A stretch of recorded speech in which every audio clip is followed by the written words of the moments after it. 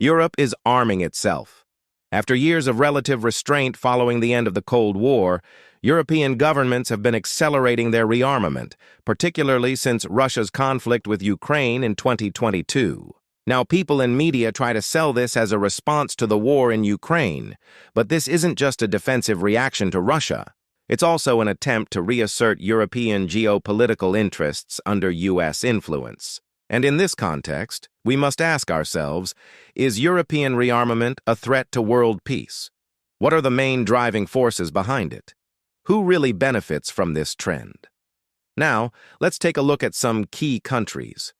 Germany, Europe's most populous country, broke with decades of restrictive military policy. In the wake of Russia's reaction to Ukraine NATO's membership, Chancellor Olaf Scholz announced a €100 billion special fund for military modernization and a 2025 defense budget of around €52 billion, up from €46 billion in 2022.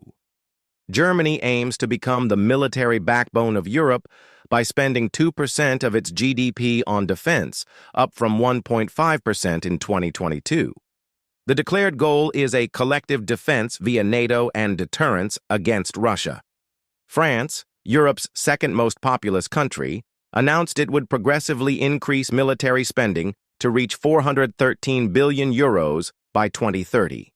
President Emmanuel Macron advocates for a sovereign Europe militarily, but refuses to leave NATO and has made clear he wants less reliance on the US. Perhaps the most ambitious goal. It wants to have the largest land army in Europe with the most tanks, the most soldiers, and so on.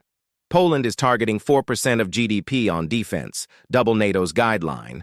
Poland has announced massive purchases: U.S. Abrams tanks, HIMARS, South Korean K-2 tanks, and F-A-50 jets. Poland is perhaps the most aggressive in its militarization drive, which contributes to an anti-Russian rhetoric that escalates regional tensions. Now, these three countries are by far the most important. But it's worth mentioning that other countries have also increased spending. Italy, Spain, and the three Baltic states now spend more than 2% of GDP on defense. Sweden and Finland, meanwhile, are looking for a rapid NATO integration and military upgrade in order to boost their defense spending to 2% of GDP. Now, the war in Ukraine is obviously the trigger for all of this. But this isn't the only factor. We must also consider NATO expansion. The potential accession of Sweden and Finland would tighten the encirclement of Russia. This is already a major issue for Moscow. In fact, it was one of the casus belli for the invasion of Ukraine.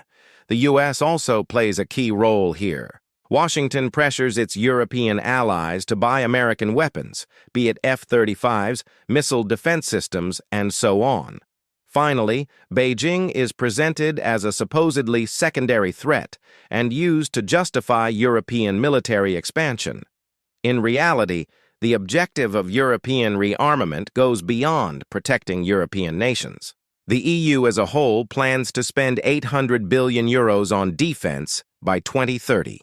Germany alone will be the third largest military spender in the world.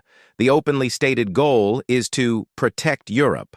But what about the not-so-openly stated goals? Well, those are to ensure strategic autonomy while remaining subordinate to NATO and prepare for multiple threats: Russia, terrorism, migration, etc. But that's not all. Rearmament also serves to strengthen the European military-industrial complex, maintain neo-colonial influence in Africa and the Middle East, and align with U.S. warmongering policies. Let's take French President Emmanuel Macron's recent speech about the Sahel region as an example. He defends the continuity of French bases in Africa, even with the opposing position of local leaders. In reality, it's all about counterinsurgency and neo-colonial domination. The same can be said about migration control in the Mediterranean, where European navies are currently engaged in a brutal crackdown. More weapons inevitably means a higher chance of direct conflicts.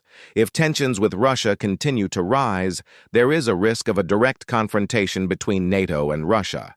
Furthermore, more weapons also means a higher risk of future conflicts with China.